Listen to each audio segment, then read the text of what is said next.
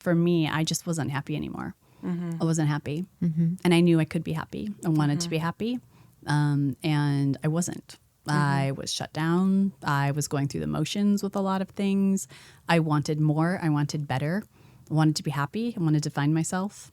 And I knew that if I stayed in the situation that I was at, in the marriage that I was in, that those things would never happen. And I felt that if I continued to do that, that I would not only would be letting myself down, but I would be failing my kids as well. So I chose to step out and away to try to make those changes, stepped into the unknown, which is absolutely terrifying. But I just felt like if I would have stayed there, I would have continued even more so to lose myself to the point where I failed to exist.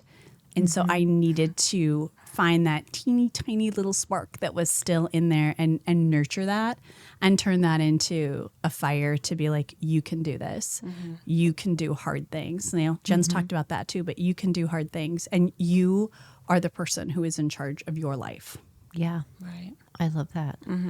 Yeah, I think, you're the person in charge of your life. I mean, I'm still learning that. Absolutely. I'm still recognizing that, hearing that even from you, and still having to say to myself, yes, you are in charge of your life. It is your life. And I think that's because for me, I was living a life that was expected of me and the life I thought I was supposed to live and the life that I was, I think, a side character in somebody else's.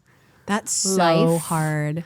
That's what I so felt hard. like, that I was not the main character of my story. Yeah. And that, and then, just a supportive role.